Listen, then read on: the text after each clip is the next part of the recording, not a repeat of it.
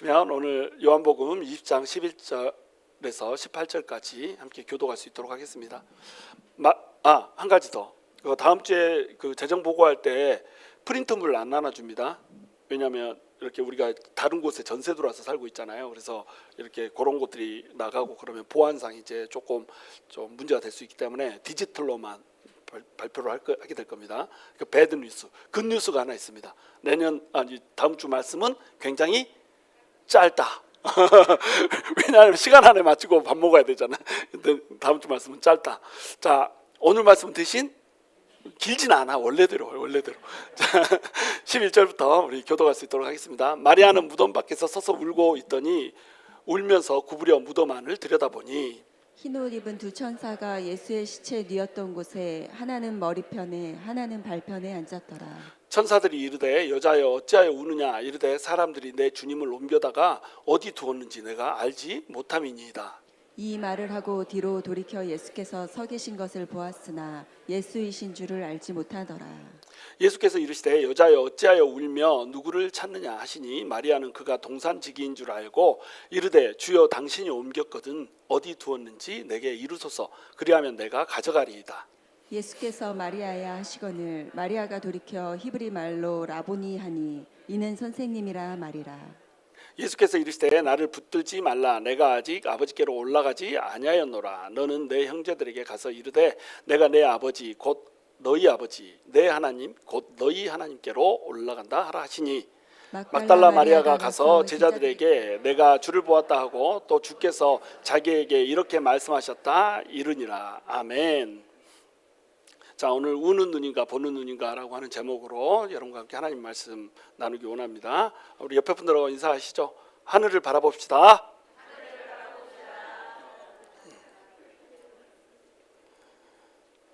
자, 다시 한번 인사합시다. 당신을 봐봤자 낭만뿐이에요.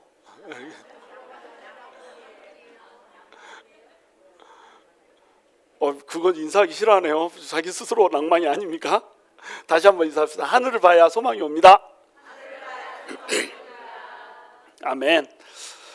자, 우리가 이제 요한복음을 쭉 다루고 있는데 벌써 이제 부활의 장면을 가고 있습니다. 거의 요한복음이 이제 끝나가고 있어요. 근데 이제 요한이 이 요한복음서를 쓰면서 사실은 사복음서하고 내용이 불일치를 해가지고 굉장히 뒤죽박죽 돼버리는 측면이 굉장히 많습니다.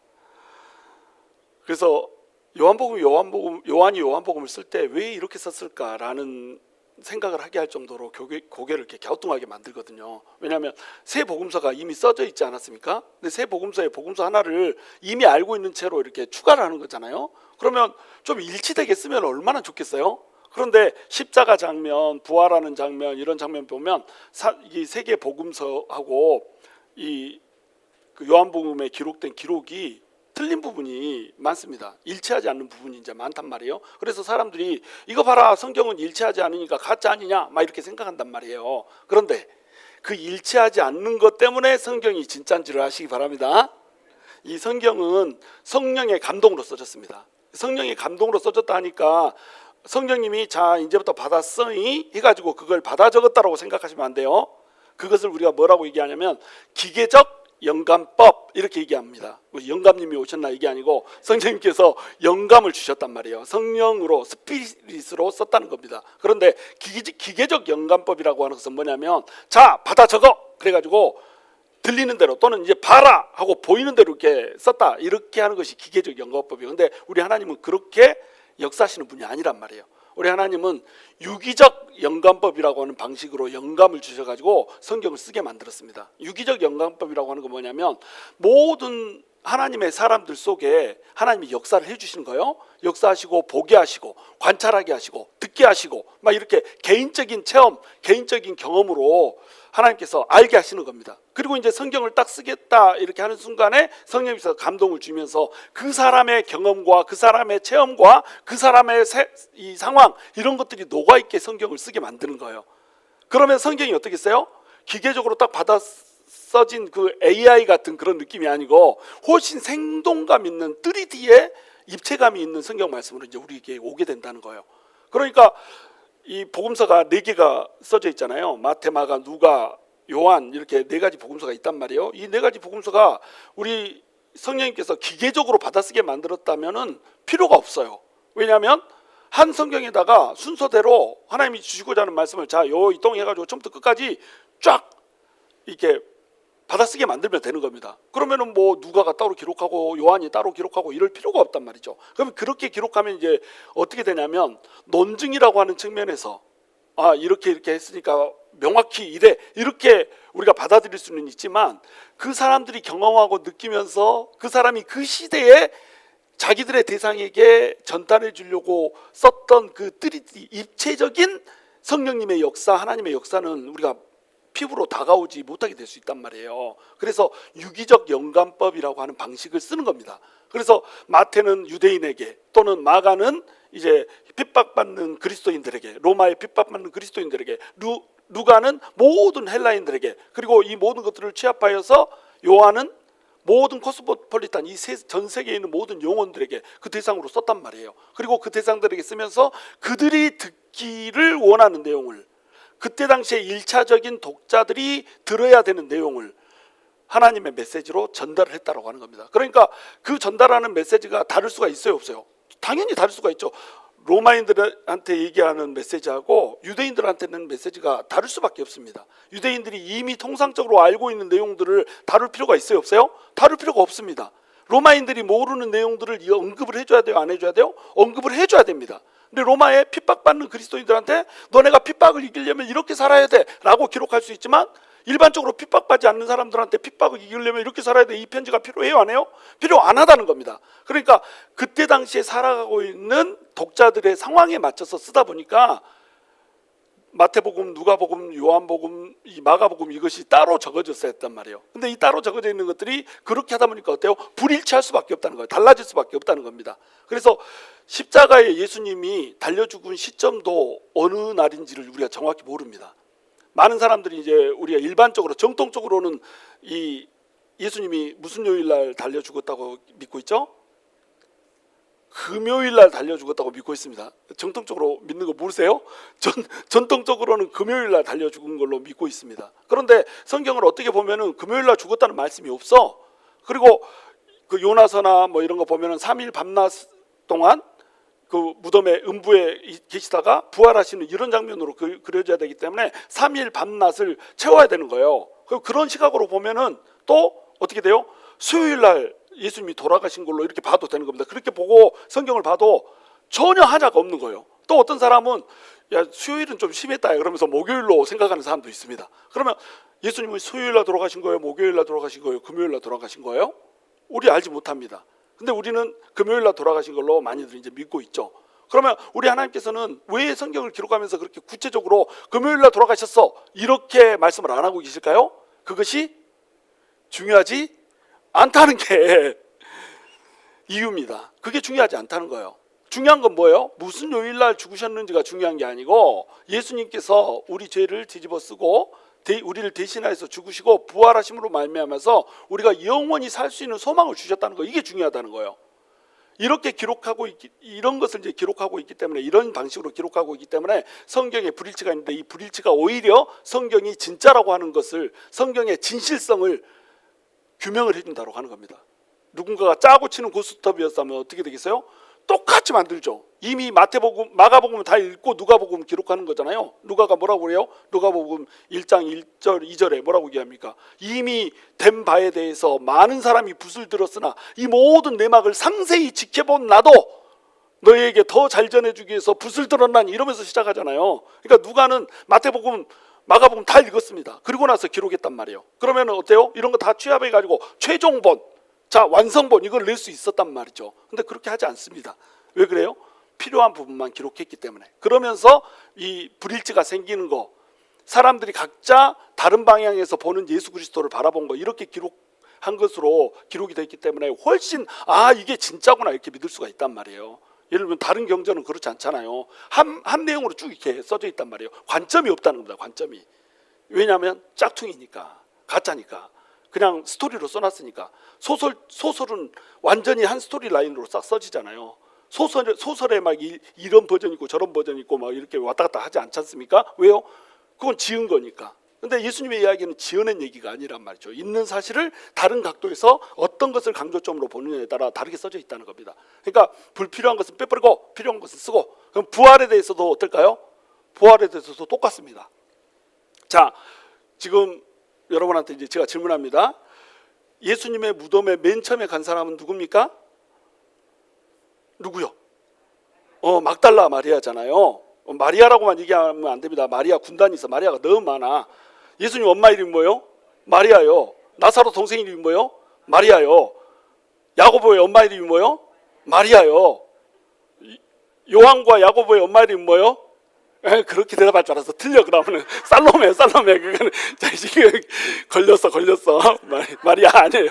그리고 막달라 마리아가 있단 말이에요. 그러니까 마리아 군단이야. 마리아가 너무 많아요. 근데 이제 요한복음에서는 마리아가 혼자 묘지로 간 걸로 이렇게 보이거든요. 그런데 마태복음에서는 누가 갔어요? 막달라 마리아하고 야고보의 엄마 마리아. 이 야고보는 사도 요한의 엄마 아닙니다. 다른 야고보예요. 야고보의 엄마가 갔어요. 두 사람이 간 것처럼 이렇게 써져 있습니다. 그런데 마가복음에 보시면은 한 사람이 더 늘어나요. 이 두 사람에다 누가 늘어나죠? 살로메가 늘어납니다. 살로메는 누구의 엄마? 사도 요한의 엄마요. 사도 요한의 엄마니까 나이가 어쩌겠어요? 지긋하시겠죠? 상당히 나이가 많이 먹었습니다. 야고보의 엄마는 어때요? 야고보도 예수님을 따라다니는 제자 중에 한 명 그 나이잖아요. 그러니까 어때요? 야고보의 엄마도 나이가 상당히 지긋하시겠죠? 그리고 또 이게 누가복음에 보시면 한 명이 더 바뀝니다. 이제 누가복음에도 3명, 마가복음에도 3명인데 마가복음에서는 누구다? 막달라 마리아. 그 다음에 야고보의 엄마 마리아. 지금 뭔 말하고 있는지 막 뒤죽박죽이에요. 그 다음에 누구? 살로메 이렇게 나와 있단 말이에요. 그런데 누가복음에는 살로메가 빠집니다. 그리고 이 두 사람에다 누가 추가가 돼 있어요? 요한나가 추가돼 있습니다. 요한나는 누구예요? 헤로데 청지기 헤롯 집안의 재무부장인 구사라고 하는 사람인데 구사의 와이프가 요한나야. 이 사람도 상당히 나이가 지긋하다. 그러니까 전부 늙은 여자들. 젊은 여자는 누구밖에 없어? 막달라 마리아밖에 없어. 그래서 이게 막달라 마리아가 젊은 혈기로 막 달라 해가지고 막달라 마리아. 괜히 말했다. 농담입니다. 막달라 마리아라고 하는 여자가 제일 젊었단 말이에요. 근데 이런 식으로 해가지고 이게 각각의 이게 그 무덤에 간 여자들이 이름이 다르게 나옵니다. 그러면은 우리는 이제 이걸 성경을 보면서 어떻게 봐야 될까요? 성경이 서로 틀리네? 이렇게 보면 안 되고, 이렇게 많은 사람들이 갔는데 기록하는 사람이 전부 다 기록할 필요가 없는 거예요. 대표로 누구누구 갔다, 이렇게 거기에 누구 낑겨갔다, 이렇게 하면 되는 겁니다. 예를 들면 우리 교회가 전체가 다 이제 야외 예배를 갔어. 그래가지고 야외 예배에서 아주 뭐 겁나게 많은 밤을 도토리를 막 주워 와가지고 도토리 묵을 썼어요. 그러면은 여러분이 기수를 할 때에 여러분 생명샘교회 성도들 이름을 다 기록하겠어요? 아니면 도토리 묵을 잘 써준 사람 이름을 주로 기록하겠어요? 이 도토리 묵 영순이가 썼다 막 이렇게 하면은 같이 그 옆에서 도와준 금옥이하고 같이 영순이하고 금옥이가 갔다 이렇게 기록하는 겁니다. 뭔 말인지 이해가 되세요? 이렇게 기록하는 거예요. 내가 누구를 중요시 생각하냐에 따라서 맞춰서 이제 기록을 하는 겁니다. 그러면 이제 그 마가복음에 보면 이 세 사람이 갔다 그랬잖아요. 살로메까지 세 사람이 갔는데 이 세 사람 위에 다른 여자들도 같이 갔다 이렇게 기록돼 있습니다. 다른 여자들도 같이 갔다 그러면 몇 명이 있어? 이 세 사람 빼고 몇 명이 있어? 적어도 몇 명이겠어? 다른 여자들이라고 그랬으니까 2명, 적어도 2명, 3명 빼고 2명. 그러면 3 더하기 2는 5명. 그러니까 적어도 5명의 여자가 무덤으로 간 겁니다. 5명이 더 될 수도 있다. 이 사람들은 주로 갈릴리에서 온 사람들입니다. 예수님을 너무너무 사랑했던 사람들, 예수님의 사역에 막 도움을 주고 재정 후원을 했던 사람들, 이런 사람들이 예수님한테 왔어요. 이 여인들이 온 목적은 향품을 발라주려고. 그 여인들의 대표가 누구예요? 막달라 마리아가 대표입니다. 그러니까 막달라 마리아가 그 중에서 제일 뭐가 좋다고 생각하면 되겠어요? 믿음이 제일 좋다 이렇게 생각하면 됩니다. 왜? 은혜를 제일 많이 받았다. 다른 사람들은 그냥 예수님이 잘해줘가지고 이렇게 했다고 생각한다면 막달라 마리아는 어떤 사람이에요? 7 귀신 들린 여자였는데 7 귀신을 나한테 쫓아줘 버린 겁니다. 여러분 귀신이 7이 들렸는데 그 7이 귀신이 들려서 살면 인생이 어떨 것 같아요? 귀신 하나만 들어도 죽을 것 같이 힘든데 7귀신이 들려버리면 그 삶 자체가 그냥 폐허입니다. 폐허. 근데 그 폐허 인생을 귀신을 쫓아내줌으로 말미암아서 완벽하게 희망과 행복이 가득 찬 인생으로 바꿔버렸어. 예수님이 사랑스럽겠어요? 안쓰럽겠어요? 너무 사랑스럽겠죠. 그 다음에 이제 요한나 같은 경우에는 요한나가 헤로드 왕 구사의 그 아내라고 이렇게 나와 그 헤로드 왕의 신하인 구사의 그 아내라고 나오잖아요. 근데 이게 요한복음 2장에 보면 왕의 신하 얘기가 나오지 않습니까? 그 왕의 신하가 아마 구사였지 않을까 이렇게 추측들을 합니다. 만약에 그렇다고 한다면 요한나도 어때요? 자기 아들이 죽을 뻔했잖아요. 우리 아들이 죽게 생겼나이다 막 이렇게 하니까 야 갈 필요도 없다, 야 내가 그냥 낫게 해줄게. 그러니까 그 말을 들은 시각에 아들이 나와버렸잖아요. 요한나게 만약에 그런 은혜를 받았다고 생각해보세요. 여러분 아들이 있는데 아들을 방문도 하지 않고 예수님이 살려줘 버렸어. 예수님이 어떨까? 너무너무 사랑스러운 겁니다. 그러니까 이 여인들은 예수님을 찐으로 사랑했던 여자들인 거예요. 그래서 이 예수님의 마지막 가는 길을 향품을 발라주지 않고 보낼 수가 없는 거예요. 그러니까 그 여인들이 하고 싶었던 건 뭐예요? 내 사랑하는 예수님에게 시체에다가 향품 발라줘서 보내는 이 일은 내가 하고 싶다, 이 마음으로 온 거예요. 예수님 사랑했어요, 안 했어요? 사랑했죠. 근데 언제 왔어요? 아직 어두칙칙할 때 마리아가 왔습니다. 마리아가 아마 혼자 왔을 거라고 우리가 이렇게 생각하는 거예요. 왜냐하면 요한복음에 혼자 온 것처럼 기록되어 있기 때문에. 와서 보니까 무덤이 어땠어요? 무덤이 열려 있어. 무덤이 열려 있으니까 화들짝 놀란 거죠. 어떻게 무덤이 열려 있지?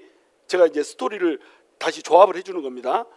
꼭 이러지 않을 수도 있어요. 근데 제가 조합해서 이제 조화를 이루게 만들어 주는 거예요. 자, 그래가지고 이제 가가지고 다른 여자들하고 같이 와야겠다 이렇게 해서 가서 더블 트리플스를 데려왔든지 깜짝 놀라고 있는데 다른 여자들이 같이 왔든지 아니면 돌아가는 길에 만나서 왔든지 어쨌든 처음에는 마리아 혼자 있었다. 근데 나중에는 어떻게 했다? 여자들이 같이 왔다. 그러면 이 여자들은 언제 왔어요? 새벽 미명이 온 겁니다. 마리아는 언제 왔어요? 아직 어두울 때 왔습니다. 그러면은 아직 어두울 때 벌써 와가지고 예수님 몸에다가 향품을 발려주려고 생각한다. 믿음이 좋아요, 안 좋아요? 믿음이 좋습니다. 예수님을 사랑해요, 안 해요?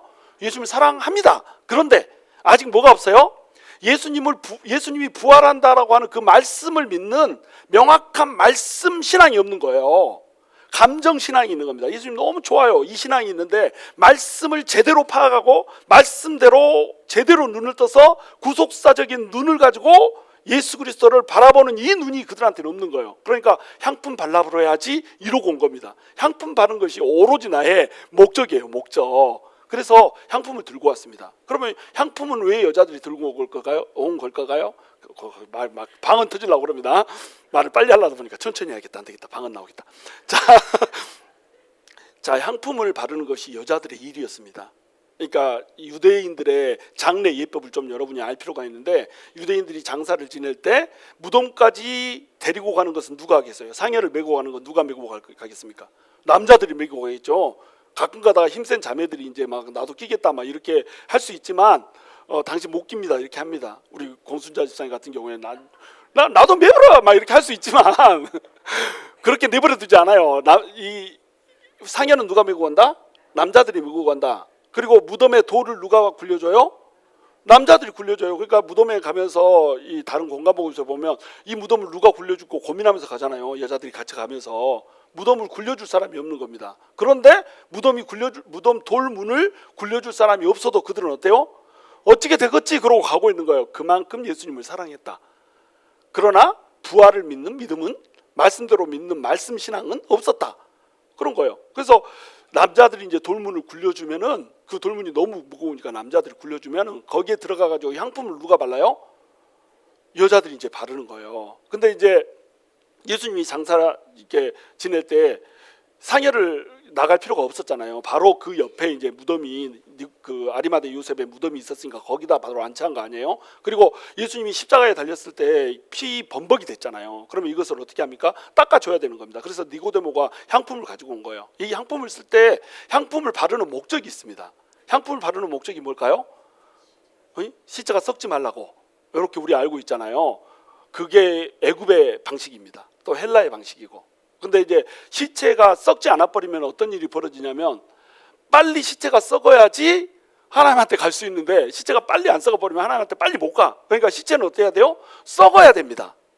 썩어야 되는데 너무 빨리 썩어버리면 안 되잖아요. 또 그러면서 이 시체를에다가 향품을 바르는 목적은 썩지 말라는 목적보다 어떤 목적이 더 크냐면 냄새가 썩은 냄새가 덜 나게 하는 것이 더 큰 목적입니다. 왜냐하면 유대인들은 장례를 몇 번 지냈다? 2번 지냈습니다. 이렇게 하니까 다 알았죠. 2번 지냈어요. 2번.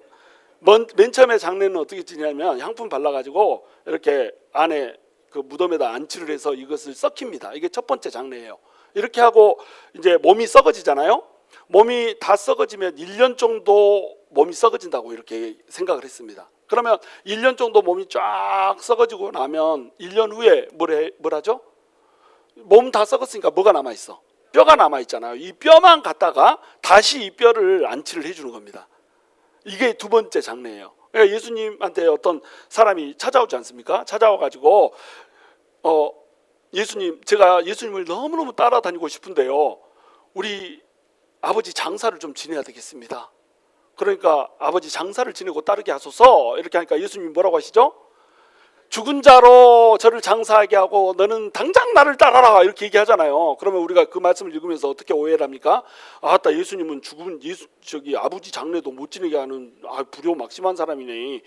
기독교는 불효하라는 종교인갑다, 이렇게 생각한단 말이에요. 그렇죠? 그런데 그게 아니고 이때에 이 사람이 와서 내 아버지를 장사하게 하소서, 이 말은 두 번째 장사, 이장하게 해주세요, 이 말입니다. 이 뼈를 걷어가지고 이 뼈를 다른 곳에 옮겨주게 해주세요, 이렇게 얘기한 거예요. 만약에 부모가 죽어서 장사를 치러야 되면 이 사람 예수님한테 지금 찾아왔겠어, 안 왔겠어? 아이, 부모 죽어갖고 있는데 나 저기 장사 지내고 예수님한테 따라다니는데 이러고 앉아있겠어요? 입장을 좀 바꿔서 생각해봐요. 남의 일이라고 그렇게 막 무관심하지 마시고 입장을 좀 바꿔봐.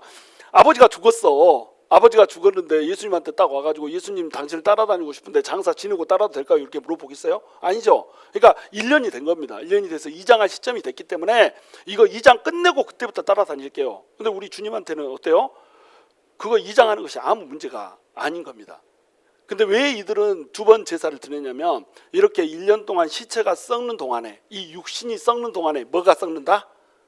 그 사람이 육신을 입고 있을 때 지었던 죄도 같이 썩는다, 이렇게 믿었던 거예요. 그러니까 영원한 아버지의 나라로 들어가려면 죄가 없어야 들어가잖아요. 언제 죄가 없어지는 거예요? 육체가 썩을 때 육체로 지었던 죄들이 같이 썩어가지고 사라지니까 그때 이제 우리는 영원한 생명으로 들어갈 수 있다, 이렇게 믿었기 때문에 그들은 장례를 2번 드렸다니까요. 그런데 시편에 보시면 뭐라고 나옵니까? 예수님이 이제 메시아가 오는데 이 메시아가 어떻게 된다고 그래요? 썩음을 당하지 않고 부활한다고 이렇게 나오잖아요. 썩음을 당하지 않고, 무덤에서 썩음을 당하지 않고 살아난다고 이렇게 나오잖아요. 그럼 썩음을 당하지 않으려면 3일 만에 부활해야 된다. 근데 여기에서 초점은 3일 만에 부활해야 된다, 썩기 전에 부활해야 된다, 이게 초점이 아니에요. 이 초점이 뭐냐면 이 유대인들의 그 장례 문화, 그 사상을 이용해서 이 말씀이 예언으로 주고 있다는 거예요. 물론 3일 만에 부활한다는 예언이지만 동시에 어떤 말씀을 해주고 있냐면, 너네 몸이 1년 동안 썩어지면서 너네 죄도 썩어진다고 생각하고 있지. 근데 너네 메시아는 있잖아, 와가지고 육체가 썩지 않고 부활할 거야. 무슨 말이에요? 죄가 있다 없다? 어렵습니까? 제 말이 어려워요? 반응. 자, 예수님의 육체가 썩지 않고 부활할 거야, 이 말은 무슨 뜻입니까? 예수는 죄가 없다. 죄가 없으면 안 죽어야 되잖아. 근데 왜 죽어요? 너네 죄를 짊어지고 예수가 죽을 거야. 근데 예수님 자체는 죄가 없기 때문에 썩음을 맛보지 않고, 너네 육신들은 죄가 있어서 썩지만 예수님은 썩음을 맛보지 않고 바로 부활할 거야 라고 하는 그 메시지가 썩지 않고 부활할 것이라고 하는 이 장래에 대한 메시지라니까요. 예수님은 육체로 여기 오실 필요가 없을 뿐만 아니라 죽고 나서 썩을 수가 없는 분이었습니다. 왜? 죄가 없으니까. 그래서 죄가 없으신 예수님이 썩지 않고 부활하시기 위해서 3일 만에 부활하시면서, 나는 죄 없는데 너네 죄 대신 지고 죽었다, 그러니까 너네 죄는 나한테 옮겨졌고 내 부활의 생명으로 말미암아서 너희도 나와 함께 부활할 수 있는 존재가 된 거야, 이 말씀을 전해주고 있는 거란 말이에요. 이게 부활신앙입니다. 이게 성경에서 예언된 부활의 개념이에요. 장래의 개념이고. 근데 이런 말씀들은 그들은 알고 있지만 이 말씀이 무슨 뜻인지를 알지를 못해, 깨닫지를 못해. 예수 그리스도 안에서 구속사적인 관점으로 이 말씀을 바라볼 수 있는 눈이 없어. 구약 성경을 유대인들이 더 많이 할까요? 제가 더 많이 할까요?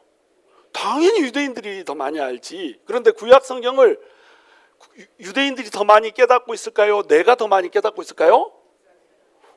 아유, 감사합니다. 감사합니다. 인정받는 느낌인데 내가 더 많이 알고 있다니까요. 왜?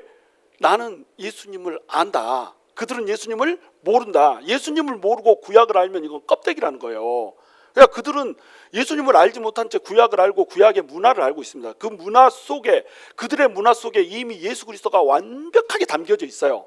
그들의 문화를 연구하고 예수님을 알잖아요. 그러면 와, 유대인의 문화 속에, 유대인의 역사 속에, 유대인의 말씀 속에 예수님이 다 숨겨져 있었던 거네. 그러면서 예수 그리스도가 메시아라고 하는 사실을 너무나도 명확하고 뚜렷하게 알 수 있단 말이에요. 근데 예수님을 알지 못하는 순간에는 이 명확하게 얘기하는 문화적 이런 것들이 아무 의미가 없어져 버리는 겁니다. 예를 들면은 6월절에 이렇게 3층으로 된 그 천에다가, 그죠? 천 주머니에다가 무교병 있잖아요. 무교병을 넣어놓고 이것을 찾는 놀이를 하거든요. 이거 찾아와라, 숨겨놓고 찾아오라고 그럽니다. 6월절에. 그럼 이거 이제 자식들이, 어린 아이들이 막 찾아오거든요. 찾아오면은 1층, 2층, 3층, 세 층에 이게 과자가 낑겨져 있는 거잖아요. 빵이. 그 빵 중에 하나를 꺼냅니다. 그래가지고 그걸 떡 뿌려떠서 먹어. 그러면 1층, 2층, 3층 중에 어떤 빵을 뿌려떠서 먹겠어요? 몇 층? 2층. 엄마야, 똑똑하다 야.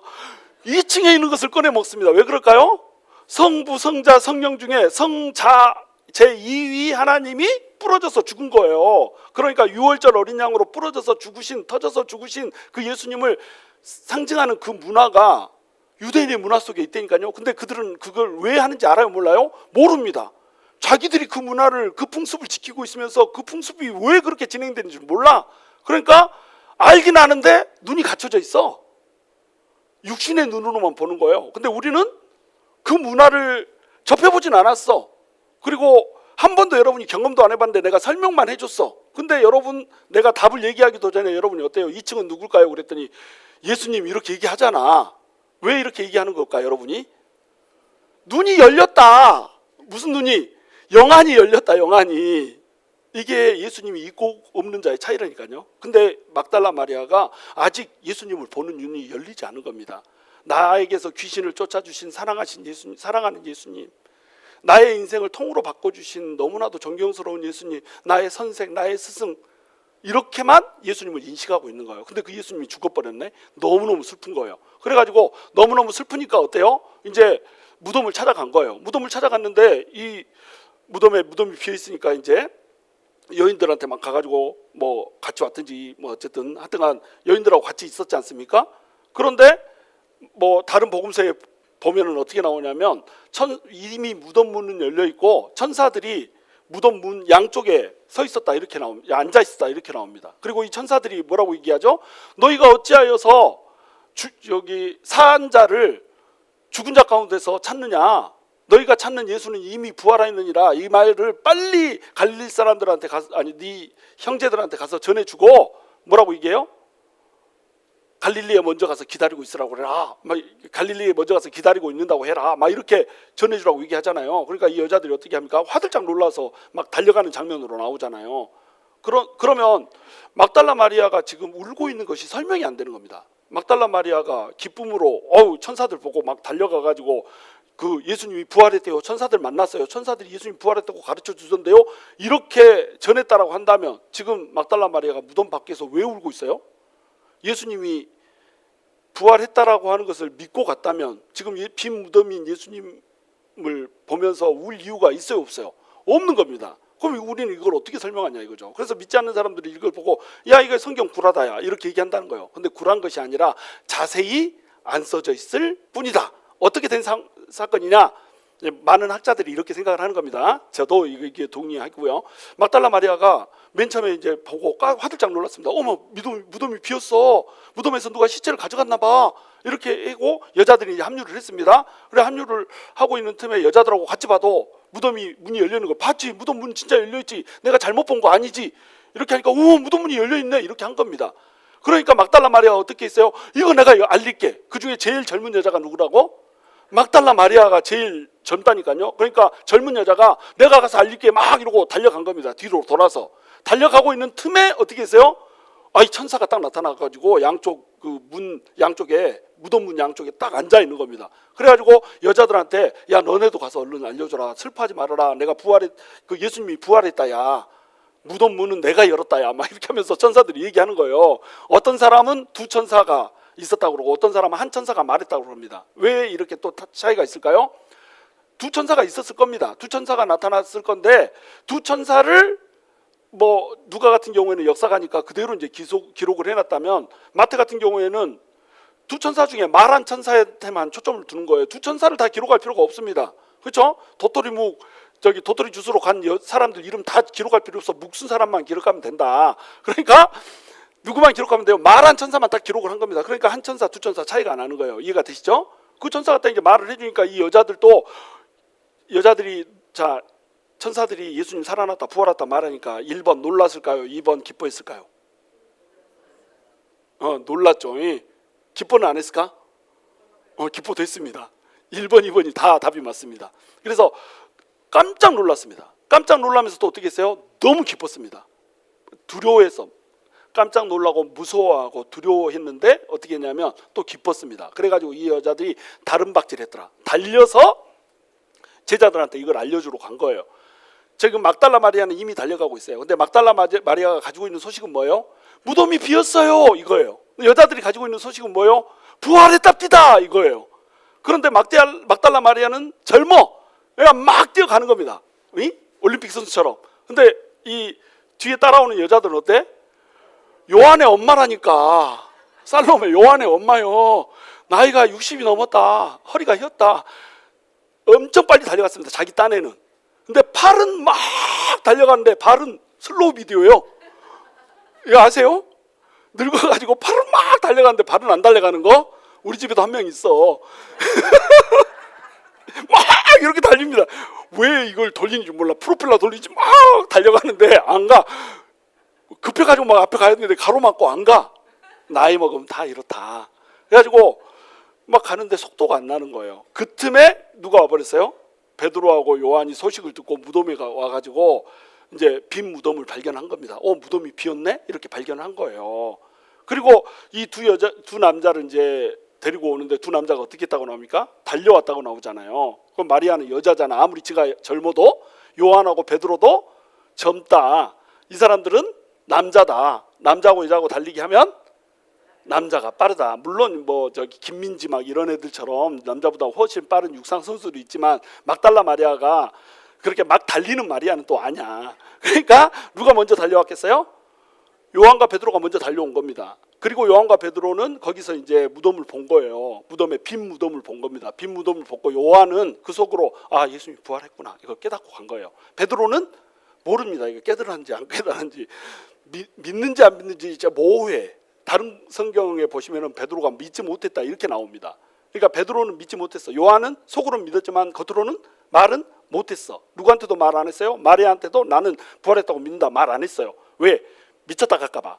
그러니까 속으로만 이건 시체에 도둑질 했을 리가 없다. 세마포 그대로 있다. 수건 그대로 있다. 도둑질하면서 누가 그거 그냥 가냐. 이게 추리력이 좀 있으니까 이건 부활했어. 이렇게 생각한 겁니다. 믿었던 거예요. 믿었는데 이 사람의 믿음도 어때요? 구속사적인 믿음이 아니야. 왜 예수님이 지금 부활을 하셔야 되는지 죽고 부활하시는 건지 모른단 말이에요. 죽을 거면 부활할 거면 뭐 하려 죽었냐. 이렇게 인식을 한단 말이죠. 그러니까 아무 일도 없었더라. 어떻게 했어요? 집으로 돌아가 버렸습니다. 원래 있던 자기 장소로 돌아가 버렸어요. 베드로도 누구도 요한도. 그리고 나서 이제 마리아가 어땠어요? 마리아 뒤쫓아온 거죠. 왜? 달리기가 좀 느리니까. 뒤쫓아왔는데 같이 왔던 여자들도 없어. 왜 없을까요? 천사들한테 얘기 듣고 이제 제자들한테 일러주러 가고 있다니까요. 이 틈에 여자들은 아직도 어쩌고 있다? 팔만 돌고 있다. 여자들은 아직도 가고 있다. 늙었으니까. 그러고 있는 겁니다. 자, 그리고 이제 마리아가 여기서 예수님을 만나잖아요. 부활하신 예수님을 여기서 만납니다. 이제 결과부터 얘기하면 만나고 나서 이 부활하신 예수님을 전하려 막달라 마리아가 막 달려갔잖아요. 그렇죠? 근데 이 늙은 여인들은 그때도 아직 달려가고 있다. 그래서 막달라 마리아가 가가지고 제자들한테 얘기를 해줍니다. 부활하신 예수님을 내가 만났다. 이렇게 막달라 마리아를 만나주신 예수님이 또 어떻게 해요? 이 여인들도 또 만나줍니다. 그러니까 제일 처음에 부활하신 예수님을 만난 건 누구예요? 막달라 마리아예요. 두 번째로 만난 것은 뭐예요? 이 여인들, 같이 왔던 여인들, 적어도 4명 이상의 여인들, 막달라 마리아 빼고 4명 이상의 여인들이 만난 겁니다. 그리고 이 여인들이 가가지고 누구한테 얘기해줘요? 제자들한테 가서 얘기해줬단 말이에요. 이때는 이미 요한과 베드로가 빈 무덤을 보고 왔어. 그런데 이 전해주는 내용을 얘들이 믿어요, 못 믿어요? 믿지를 못해. 왜? 구속사적인 눈이 안 열린 거예요.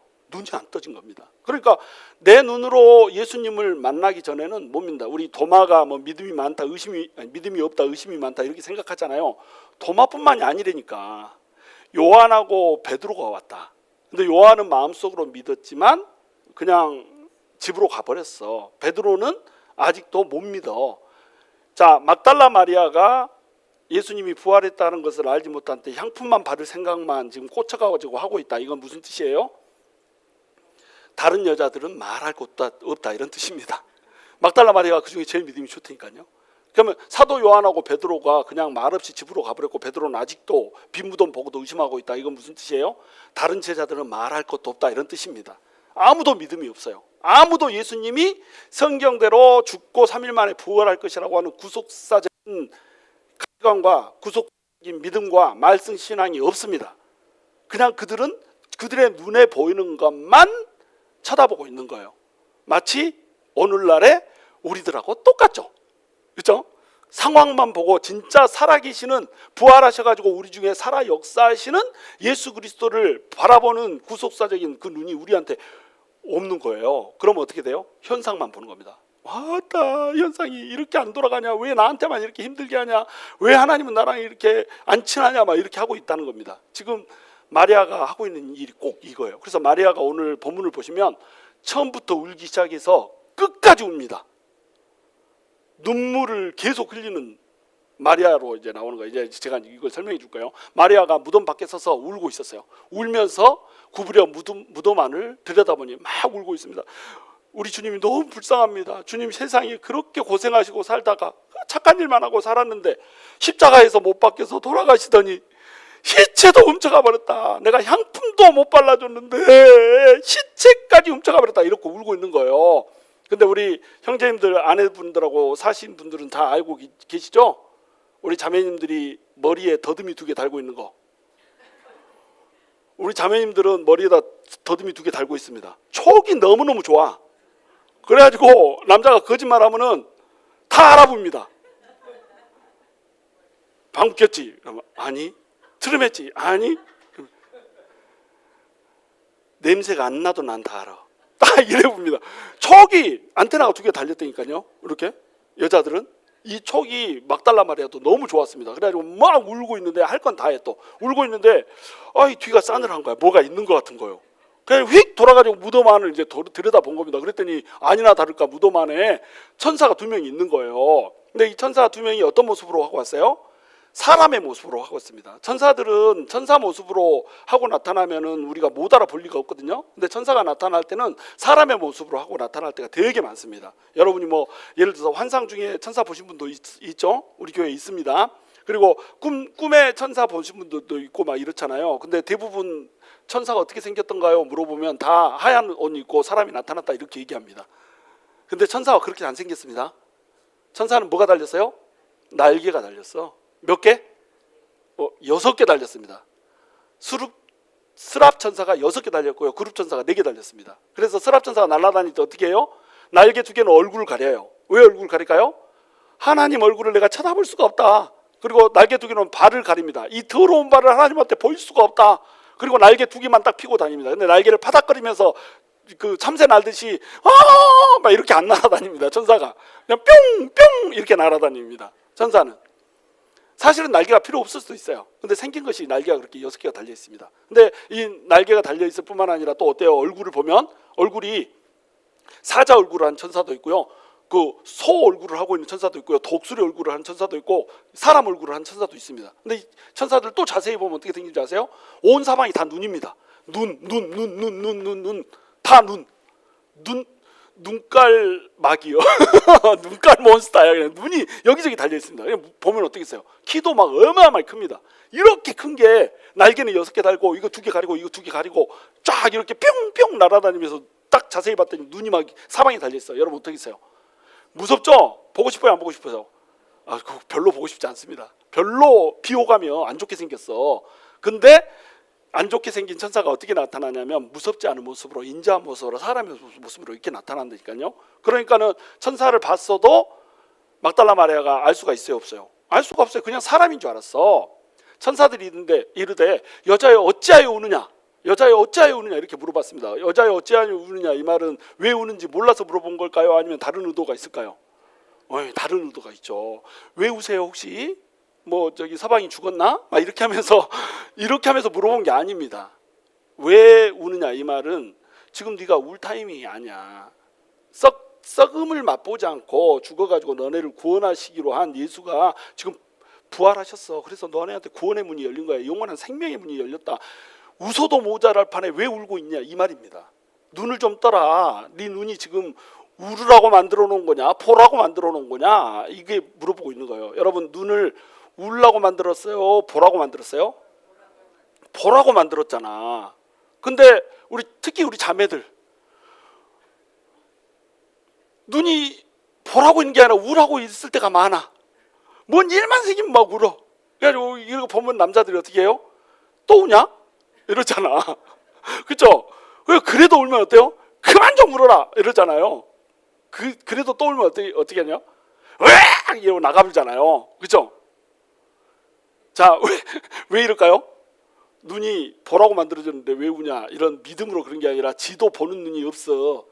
그러니까 보는 눈이 없으면 이렇게 반응을 하는 겁니다. 육체적으로 반응하는 거예요. 남자도 육체적이고 여자도 육체적이고 육안에 눈만 있어. 우는 여자만 보이지 그 우는 여자 속에 들어있는 상한 심령은 볼 줄 아는 눈이 없다. 그러니까 뭐라고 그래요? 또 우냐? 이렇게 한단 말이에요. 여자도 똑같아요. 지금 내 앞에 펼쳐있는 눈물 나는 상황만 보지 이 눈물 나는 상황 위에 존재하고 있는 하나님을 보는 눈이 없어. 그러니까 어때요? 또 우냐 해도 뭐든지 나는 울 거야, 닥쳐 이러면서 울잖아요. 그러니까 하나는 울고 하나는 운다고 짜증내고, 이게 우리 믿음 없는 이 눈을 가진 자들의 모습이니까요. 근데 우리 하나님은 눈을 만들어주면서 너네 육안 말고 영의 눈을 떠서 하늘을 바라보는 법을 좀 배워라 라고 말씀해 주는 겁니다. 우리 눈은 울라고 만든 것이 아니라 뭐하라고 만들었다? 보라고 만들었다. 우리 영적인 눈도 우리 영이 심령이 상해서 막 슬퍼하고 울라라고 만들어 놓은 게 아니고, 이 악한 상황 속에서도 살아서 역사하시고 부활하시고 역사하셔서 우리를 통치하시고 우리에게 모든 해방을 주시는 예수 그리스도를 믿음의 눈으로 보라라고 우리 영안을 만들어 놨다니까요. 근데 이 눈이 갇혀져 있으면 어때요? 육안만 있는 겁니다. 그러니까 슬픈 현실을 보면서, 상한 현실을 보면서 울고만 있는 거예요. 그 남자도 이걸 보는 눈이 없으니까 어때요? 여자한테 그만 좀 울어라 이러고 앉아 있다는 거죠. 서 있는 사람도 있지만 하여튼간 어찌하여 우느냐 이르되 사람들이 내 주님을 옮겨다가 어디 두었는지 내가 알지 못함이니이다. 우는 이유를 얘기합니다. 사람들이 내 주님을 옮겨다가 어디 두었는지 내가 모르니까 지금 울고 있습니다. 이렇게 얘기를 하고 있어요. 자, 이 말은 뭐예요? 내가 예수님의 몸에다가 향품을 발라버려야겠다 이렇게 하고 있는 거예요. 이 마리아의 마음속에는 뭐만 지금 들어있어요? 죽은 예수님의 몸에다가 향품을 발라버려야지, 이 마음만 지금 들어있다니까요. 내 손으로 향품을 발라버려야지, 이 마음만 들어있습니다. 자, 그러니까 이제 14절 이 말을 하고 뒤로 돌이켜 예수께서 서 계신 것을 보았으나 예수이신 줄은 알지 못하더라. 무덤 안을 들여다보면서 천사하고 얘기하고 있는 이 동안에도 또 촉이 발동을 합니다. 더듬이가 또 발동해가지고 가만히 있어봐, 뒤에도 뭐가 있는 것 같은데 이래가지고 맨 처음에 울고 있다가 무덤을 봤잖아요. 그리고 이제 촉이 발동해가지고 또 뒤를 보니까 또 뒤에 아니나 다를까 사람이 또 하나 서 있는 거예요. 이 사람이 누구예요? 예수님이야. 근데 예수님인데 예수님을 알아봐요, 못 알아봐요? 못 알아봐. 지금 3년 동안 예수님하고 같이 있지 않았어요? 예수님을 못 알아볼 수가 없잖아요. 자, 예수님을 왜 못 알아본 걸까요? 이? 영안이 안 열려서? 육신의 눈으로 봐도 예수님은 부활했으니까 보이잖아요. 왜 못 알아봤을까? 첫 번째는 죽었던 예수님이 부활했다라고 하는 그 믿음의 씨앗 자체가 없습니다. 어떻게 죽은 사람이 살아나? 이런 마음이 있어요. 그래도 예수님이 딱 원래 모습으로 나타났으면 어떨까요? 어머나 예수님이네 이렇게 알아봤을 거 아니에요. 나중에 보면 제자들한테도 예수님이 나타났을 때 예수님을 알아봐요 못 알아봐요? 엠마오로 가는 두 제자 예수님을 못 알아봐요. 같이 밥 먹고 떠들고 막 몇 시간 동안 얘기하면서 성경을 구약 성경을 풀어주는데 내내 못 알아봅니다. 그리고 예수님이 떠나고 나서야 아따 주님이다야 이러고 알아봅니다. 예수님을 못 알아봤어요. 왜 못 알아봤다고요? 부활이라고 하는 것 자체를 전혀 믿을 생각이 없습니다. 아예 믿을 생각이 없으면 살았다는 생각 자체를 못했기 때문에 예수님이 왔을 리가 없는 거예요. 그렇죠?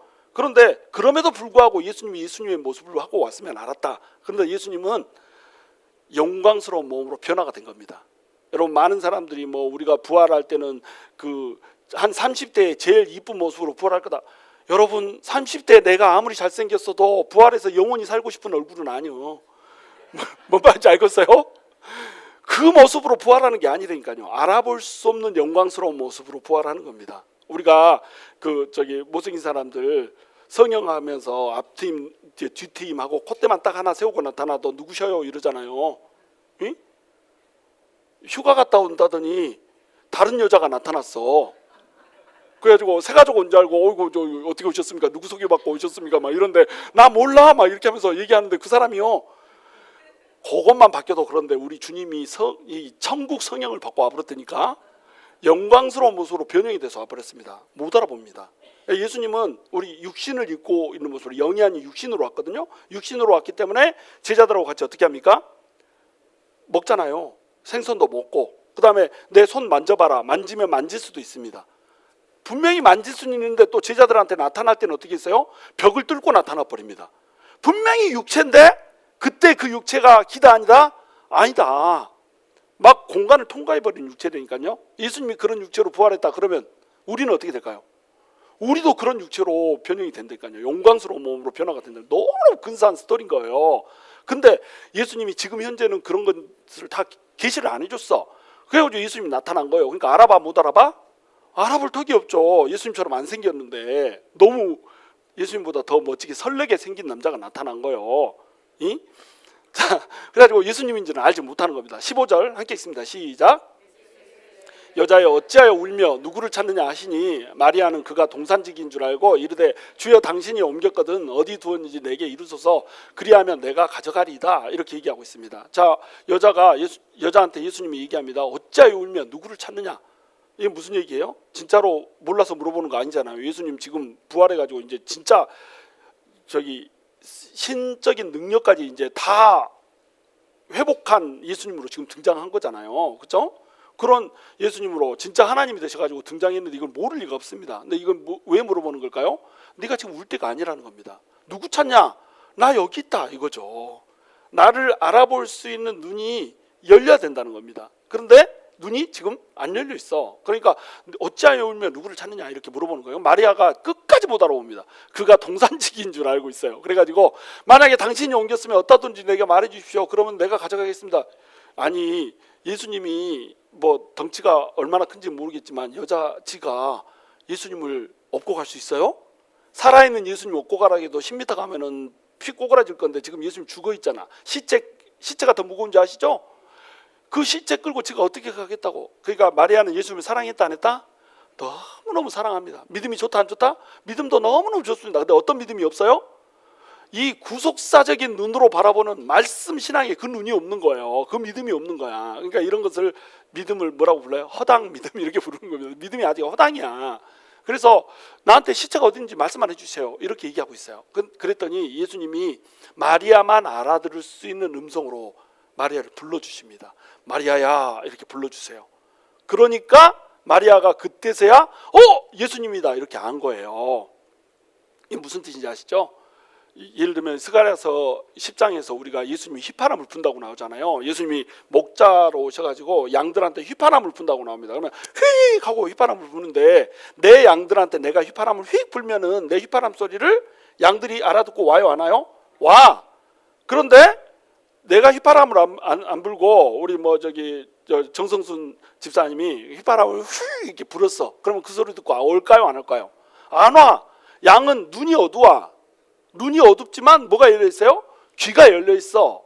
그 양의 모습을 막달라 마리아가 그대로 보여주고 있는 겁니다. 그러니까 눈이 안 뜨여서 예수님을 알지는 못하지만 목자가 휘파람을 휙 불 때 그 소리를 알아듣는 귀가 있어.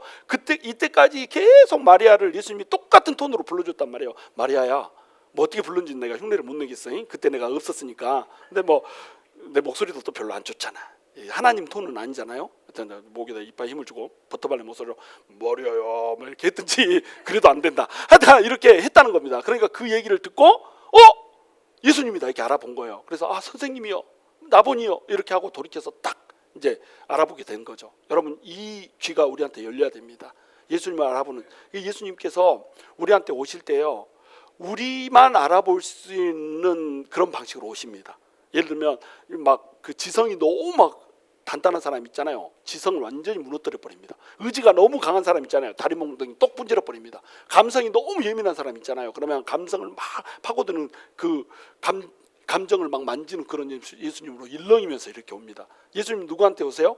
애타게 찾는 사람한테 옵니다. 근데 마리아가 지금 어떻게 하고 있어요? 보는 눈은 없어. 근데 어떻게 하고 있어요? 애타게 찾는 사람이야. 예수님의 시체를 어떻게 하든지 내가 향품 한번 발라봐야겠다 이렇게 하고, 목적은 지금 잘못되어 있지만 믿음은 없지만 찾고 있습니다. 그 믿음 없는 마리아의 귀에다가 어때요? 예수님이 마리아만 딱 알아들을 수 있는 그 음성으로 마리아야 하고 나타나 버린 거예요. 그러니까 여기서 만남이 딱 이루어져 버린 겁니다. 그래서 부활을 맨 처음 목격한 사람으로 누가 지금 뜨고 있어요? 마리아가 딱 뜨고 있다니까요.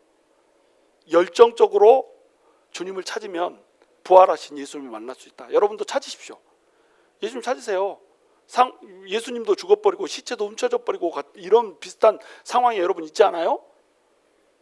소망이 없는 상황, 절망적인 상황, 이 절망마저도 어떻게 내가 향품이라도 발라야 되겠다고 하는 이 실오라기 같은 어떤 바램, 이것까지도 무너져버린 이런 상황 가운데 여러분 있지 않아요? 그러면 여러분 어떻게 해야 되겠어요? 예수님 찾아야 되는 겁니다. 믿음이 없어도 믿음의 눈으로 예수님을 구속사적인 관점으로 바라볼 수 없는 그런 허접한 믿음을 갖고라도 예수님 찾아야 되는 거예요. 그러면 예수님이 제일 잘 들을 수 있는 음성으로 와가지고 음성을 들려줘 버린다니까요. 마리아야 이렇게. 여러분이 마리아요, 김씨면 김마리아고, 양씨면 양마리아고, 여러분이 마리아라니까. 사시면 사마리아고. 자, 17절 함께 읽습니다. 시작. 예수께서 이르시되 나를 붙들지 말라. 내가 아직 아버지께로 올라가지 아니하였노라. 너는 내 형제들에게 가서 이르되 내가 내 아버지 곧 너희 아버지 내 하나님 곧 너희 하나님께로 올라간다 하라 하시니. 자, 예수님께서 나를 붙들지 말라고 얘기합니다. 근데 여러분, 왜 예수님께서 마리아한테 붙들지 말라고 했을까요?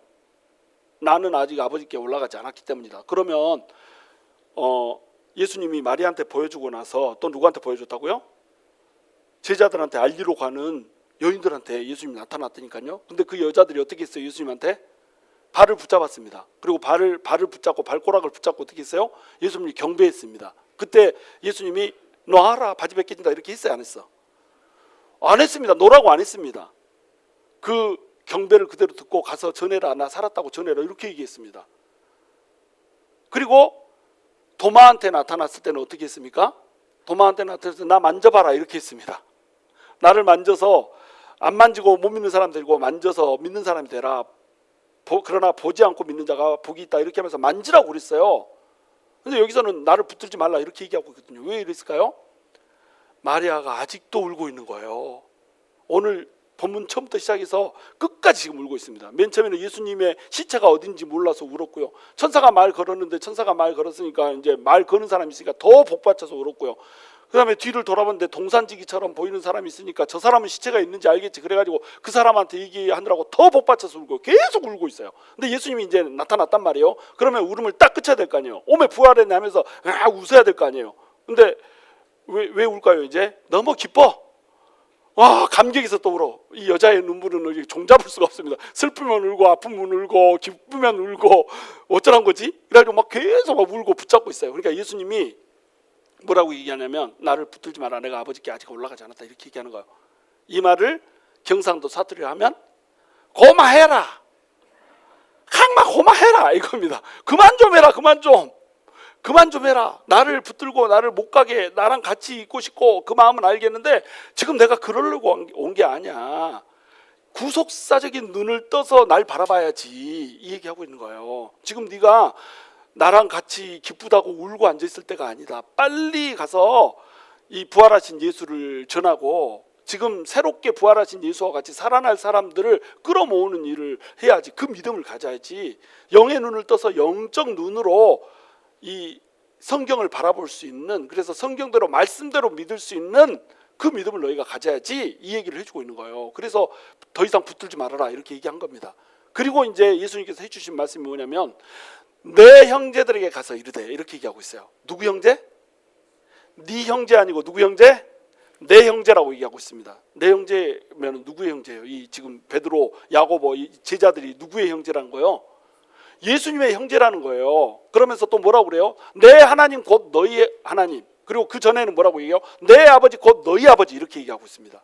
그러니까 내가 죽고 부활함으로 말미암아서 지금 너희가 어떤 존재가 돼버렸냐면 하나님의 아들, 딸이 돼버렸어, 이 얘기를 하고 있는 거예요. 그러니까 이제는 내 아버지인데 니네 아버지도 된다? 예수님이 이렇게 얘기하고 있는 거예요. 그런데 예수님이 내 아버지고, 그 예수님의 아버지고 하나님이, 그리고 또 예수님이 동시에 내 아버지면 예수님은 뭐다? 나의 형님이요. 예수 형님이라니까. 여러분한테는 예수가, 자매님들한테는 오빠. 자, 다 같이 한번 해보세요. 오빠 해보세요. 오빠, 이렇게 할 때 예수님이 오신다니까. 오빠 돈 많아? 뭐 이거 오빠. 예수님이 여러분의 오빠라니까요. 왜? 예수님 그렇게 말씀하셨다. 히브리서에서도 그래서 뭐라고 얘기해요? 우리를 형제라 부르기에 부끄러워하지 않으셨다, 이렇게 얘기합니다. 왜냐하면 우리가 하나님의 아들이 되어버렸다니까요. 하나님의 딸이 되어버렸다니까요. 정체성이. 그 전에는 하나님의 딸이 아니어서 마귀 새끼였어. 근데 이제는 누구 새끼가 돼버렸어요? 하나님 새끼가 돼버렸다는 거예요. 예수가 죽고 부활하는 그 사건으로 말미암아서 우리가 하나님 새끼가 돼버리면서 예수님이 우리를 뭐라고 부르냐면 동상, 이렇게 부른다는 겁니다. 그럼 우리는 예수님 뭐라고 부른다고요? 형님, 이렇게 부른다는 거예요. 라면 하나를 먹어도 형님 먼저, 동생 먼저, 형님 먼저, 동생 먼저, 이렇게 돼버렸다니까요, 우리가. 그리고 나중에 형님 먼저 먹긴 하지만은 이렇게 돼버렸다는 거예요. 우리 예수님이 우리한테, 우리 자매들한테 뭐가 됐다? 오빠가 돼버렸다. 그러니 예수님께서 형제라고 부르기를 부끄러워하지 않은 존재가 돼버렸으니 우리 정체성이 뭐냔 말이에요. 이제 우리 안에 거칠 것이 없게 돼버린 겁니다. 죽음을 이겨버린 살아계신 예수님이 우리 형님이 되는 순간에 우리 안에 있는, 우리를 묶고 있었던 죽음의 그림자들이 한 방에 끊어질 수 있는 길이 열려버린 거예요. 여러분, 울 일이에요? 웃을 일이에요? 웃을 일이죠. 예수님을 붙잡고 그냥 있을 일이에요? 아니면 예수님을 하늘로 보내드려서 원수의 발등상을 밟을 때까지 우리를 통치하게 만들어야 돼요. 예수님 보내드려야 되는 겁니다. 예수님 올라가게 만들어야 되는 거예요. 예수님 여기가 주사님 여기서 우리랑 같이 있습니다. 이러면 같이 살다가 같이 죽는 거지 뭐. 하나님 아들이 될 수가 없는 거예요. 근데 예수님이 죽고 부활하셔서 하나님한테로 갔기 때문에 그 예수님께서 우리한테 성령을 보내주시고 이 아들의 영이신 성령이 우리한테 들어옴으로 말미암아서, 자녀의 영이신 성령이 우리한테 들어옴으로 말미암아서 우리가 하나님을 아버지라 부를 수 있게 이렇게 돼버렸다니까요. 얼마나 영광스러운 일이에요. 그러니까 나 붙잡지 말아라, 나 가야 된다, 이렇게 얘기하고 있는 겁니다. 18절 함께 있습니다. 시작. 막달라 마리아가 가서 제자들에게 내가 주를 보았다 하고 또 주께서 자기에게 이렇게 말씀하셨다 이르니라. 막달라 마리아가 가서 얘기했습니다. 막달라 마리아가 가서 얘기했고, 그 느리게 달리는 슬로우 비디오 아줌마들, 그 할머니들 가가지고 또 얘기했고, 제자들한테 다 얘기했습니다. 제자들이 믿었을까요? 안 믿었을까요? 안 믿었습니다. 안 믿었어. 안 믿었어요. 베드로도 못 믿었습니다. 그래가지고 이 얘기를 듣고도 엠마오로 가는 두 제자들이 엠마오로 가잖아요. 엠마오 뜻이 뭐예요? 엠마오의 뜻은 온천이요, 온천. 온천에 가버렸다니까. 아, 예수님도 죽었고 몸이나 지지로 가자 이러고 가버렸다니까요. 그 엠마오로 몸 지지로 가는 통에 누가 나타나요? 예수님이 나타났습니다. 근데 예수님이 알아봐 못 알아봐? 못 알아봐. 그래서 예수님하고 얘기를 하면서 예수가 부활했다고 어떤 여자들이 얘기하는데 그 여자들 미쳤는갑다. 야, 어떻게 죽은 사람이 살아나냐? 막 이렇게 얘기하고 가는 거예요. 그러니까 예수님이 막 성경을 풀어줍니다.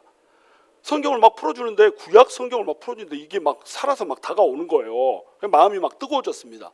그리고 나서 그들의 눈이 딱 열렸는데 동시에 예수님은 사라져버렸어. 그래가지고 그들이 이거 예수님이다, 야, 진짜로 부활했네, 여자들이 헛것을 본 것이 아니네. 그래가지고 돌아옵니다. 돌아와가지고 어떻게 합니까? 제자들한테 가가지고 내가 예수님을 봤다, 막 이렇게 우리 둘이 예수님 만나서 여자들의 말이 맞나 봐 이렇게 얘기했습니다. 제자들이 믿었을까요? 못 믿었을까요? 못 믿었다니까. 아직 못 믿었어요. 근데 그 전에 예수님을 또 만난 사람이 있습니다. 누가 만났어요? 베드로가 만났습니다. 베드로가 못 믿으니까 예수님이 진짜로 베드로한테 나타나가지고, 그러니까 세 번째로 만나준 사람이 누구예요? 사실은 베드로입니다. 베드로도 봤어. 그리고 베드로한테 보여주고 나서 엠마오로 가는 두 제자한테 보여준 거예요. 그럼 베드로가 이제 제자한테 왔을 거 아니에요. 와가지고 예수님이 부활했다. 나 부활하신 예수님 만났어. 제자들이 믿었을까요? 못 믿었을까요? 못 믿었다니까. 지 눈으로 보기 전에는 절대 못 믿는 겁니다. 그러니까 도마가 의심 많은 사람이 아니고 다 의심이 많은 거예요. 다 도마요. 전부 다 얹어놓고 사심이 썰어야 돼. 그 위에서 도마들의 천지야. 전부 다 못 믿어요. 요한은 믿었겠죠. 요한은 빈 무덤을 보고도 믿었으니까 아마 요한은 그 말을 믿었을 겁니다. 근데 나머지 제자들은 믿지를 못했습니다. 그 엠마오로 가던 두 제자가 돌아와서 말을 해줘도 이것을 믿지를 못했던 거예요. 왜? 눈이 안 열렸다.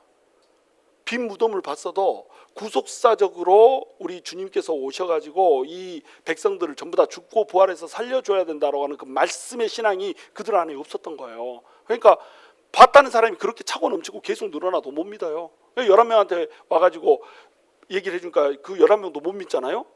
이게 물론 도마는 빠졌으니까 10명이지만 그 10명이 못 믿잖아요. 그러니까 예수님이 어떻게 해버립니까? 벽 뚫고 딱 나타나 버리잖아요. 샬롬 하고 나타나 버리잖아요. 그래가지고 자, 평안하냐? 나 봤지? 믿어라. 그래서 다 그래 보고 믿었습니다.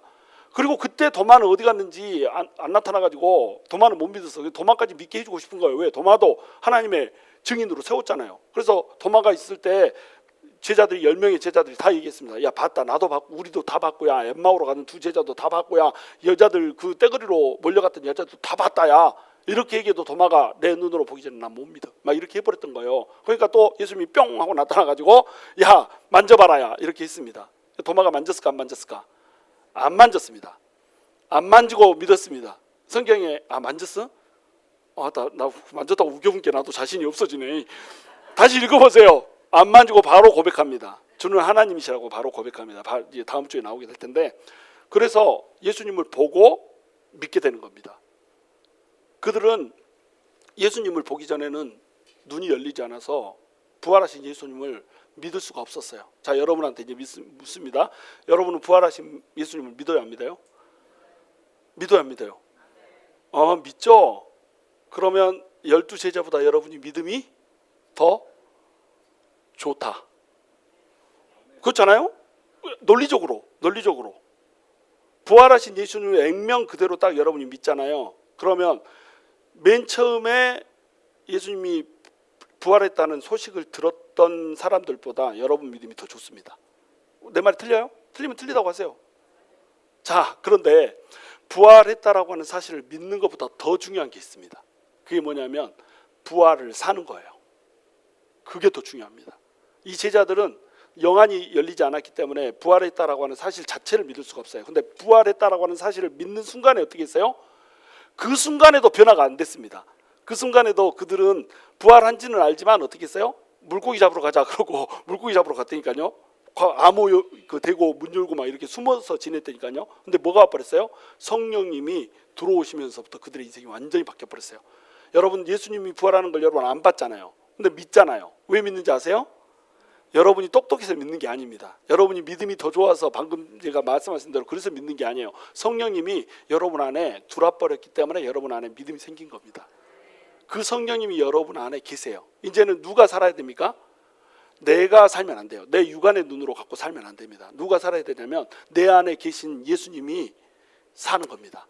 그리고 무엇의 눈으로 살아야 돼요? 내 눈으로 보고 사는 것이 아니라 내 안에 계시는 성령님이 보여주시는 그 눈, 성령의 눈, 예수 그리스도의 눈으로 사는 거예요. 그 눈으로 살면 어떻게 돼요? 우리 앞에 있는 범람하는 파도 속에서도 위에서 내려오는 예수 그리스도, 또 이 위에서 통치하고 계시는 하나님, 우리 아버지, 그것 보고 그 파도를 넘어설 수 있는 겁니다.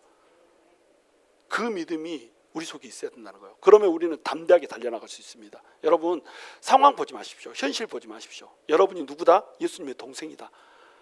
지금 현재 여러분을 범람하고 있는 문제 보지 마십시오. 거기에 침몰되어서 그것 보면서 울고 있지 마십시오. 눈은 울라고 달려있는 것이 아니라 보라고 달려있는 겁니다. 보면서 우십시오. 하나님을 쳐다보면서 우십시오. 하나님이 보이기 때문에 우시고 하나님이 소망이시기 때문에 우시고 하나님이 나랑 함께하는 것을 알기 때문에 그것이 감동되어서 우십시오. 보이기 때문에 우는 눈이 돼야 되는 겁니다. 여러분의 눈은 보는 눈입니까? 우는 눈입니까? 보기도 하고 울기도 하는 눈이 될 수 있게 되기를 주님의 이름으로 축원합니다.